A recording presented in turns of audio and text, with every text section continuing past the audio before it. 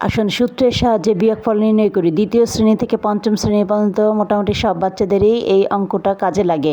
আসসালামু আলাইকুম, কেমন আছেন সবাই? আশা করি যে যেখান থেকে দেখছেন ভালো আছেন, সুস্থ আছেন। এই অঙ্কগুলো করাতে গেলে বাচ্চাদেরকে অনেক সময় আমরা একটু আটকে যাই বা অনেক সময় একটু কনফিউশন তৈরি হয় যে এটা কী হবে, কিভাবে বের করব। সেই কনফিউশন দূর করতে আজকে আমি একদম ক্লিয়ার করে দেব যে এই সূত্রের সাহায্যে কিভাবে বিয়োগফলটা নির্ণয় করা যায়।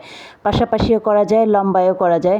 বিয়োগ অঙ্কে বড় সংখ্যাটাকে বলে বিয়োজন, ছোট সংখ্যাটাকে বলে বিয়োজ্য, আর বিয়োগ করার পর যে ফলটা বের হয় সেটাকে বলে বিয়োগফল। এটা আমরা মোটামুটি সবাই জানি।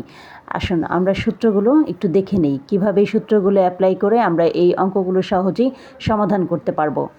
এই যে সূত্র নাম্বার 1 হচ্ছে বিয়োগফল বের করার সূত্র। বিয়োজন বিয়োগ বিয়োজ্য সমান সমান বিয়োগফল। এটা আমরা সবাই জানি।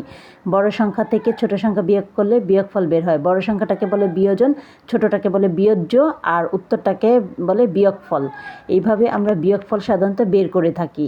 তো এই শূন্যস্থানটা কিন্তু সহজেই বের করা যায়, যে বিয়োজন থেকে বিয়োজ্য বিয়োগ করব সমান সমান বিয়োগফল বের হয়ে যাবে। তারপরে হচ্ছে দ্বিতীয় সূত্রটা হচ্ছে বিয়োজ্য।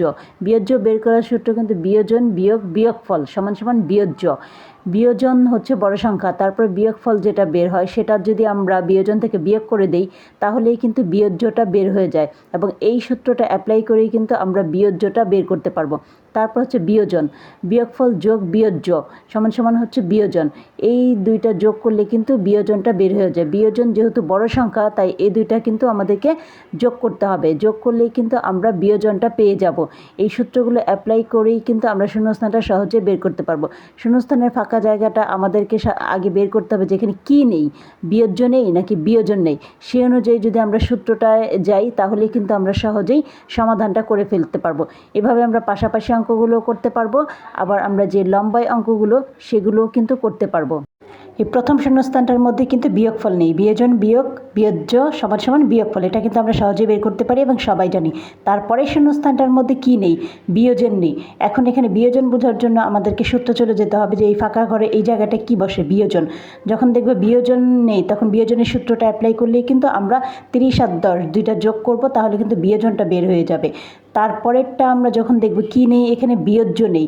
বিয়োজ্য বের করার সূত্রটা যখন দেখব যে বিয়োজন থেকে বিয়োগফলটা বিয়োগ করলে বিয়োজ্য বের হয়ে যায়, তখন সেই সূত্র অনুযায়ী যদি আমরা অঙ্কটা করি বা বিয়োগ করি তাহলে কিন্তু আমাদের বিয়োজ্যটা বের হয়ে যাবে, এবং এখানে বিয়োজনটা আমরা যোগ করে বের করে ফেলতে পারবো সূত্রটা দেখে। তাই সূত্রগুলো জানা কিন্তু খুব জরুরি। বাচ্চাদেরকে বিয়োগ অঙ্ক শেখানোর আগে অবশ্যই বাচ্চাকে এই সূত্রগুলোর সাথে সাথে শিখিয়ে ফেলবেন। তাহলে এই সূত্র দিয়ে যত শূন্যস্থান আসবে, আপনার ফাঁকা ঘর হোক বা এরকম সূত্রে শূন্যস্থান হোক বা এরকম লম্বায়ও আসতে পারে, এরকম লম্বায় যে অঙ্কগুলো সেগুলো কিন্তু সহজেই সমাধান করতে পারবে বাচ্চারা। যখন পাশাপাশি অঙ্কগুলো বুঝে যাবে তখন কিন্তু লম্বায় এই অঙ্কগুলোও করতে পারবে বাচ্চারা। লম্বা এবং পাশাপাশি কিন্তু একই, সেম জিনিস, শুধু এটা পাশাপাশি। এটা হচ্ছে লম্বায়। লম্বায় বড় সংখ্যাটা প্রথমটা হচ্ছে বিয়োজন, পরেরটা বিয়োজ্য, আর উত্তরটা হবে বিয়োগফল। এইভাবে কিন্তু যখন দেখব যে আমরা বিয়োজন নেই যোগ করব, বিয়োজ্য না থাকলে বিয়োগ করব, সূত্র দেখে দেখে বাচ্চাদেরকে এভাবে আমরা প্র্যাকটিস করাবো। অনেক অঙ্ক এরকম বানিয়ে বানিয়ে দিয়ে যদি প্র্যাকটিস করান, প্র্যাকটিস করাতে করাতে কিন্তু বাচ্চা অটোমেটিক এটা শিখে যাবে এবং বুঝে ফেলবে। এবং এই সূত্রের কোনো বিকল্প নেই। সূত্রের সাহায্যে যদি বাচ্চা অঙ্কগুলো শিখে যায় তাহলে তার জন্য কিন্তু খুব সহজেই হবে, সমাধান করতে পারবে। যদি ভিডিওটা ভালো লেগে থাকে প্লিজ লাইক কমেন্ট শেয়ার করে পাশে থাকার অনুরোধ রইল। আপনাদের উৎসাহ পেলে আমি কাজ করতে পারবো। আপনাদের একটা লাইক কমেন্ট আমাকে অনেক উৎসাহ দিবে কাজ করার। আমার পাশে থাকার অনুরোধ রইল। আমার পাশে থেকে আমাকে সাপোর্ট করবেন প্লিজ। ধন্যবাদ সবাইকে। দেখা হবে নতুন কোনো ভিডিওতে। সে পর্যন্ত সবাই ভালো থাকেন, সুস্থ থাকেন। আল্লাহ হাফেজ।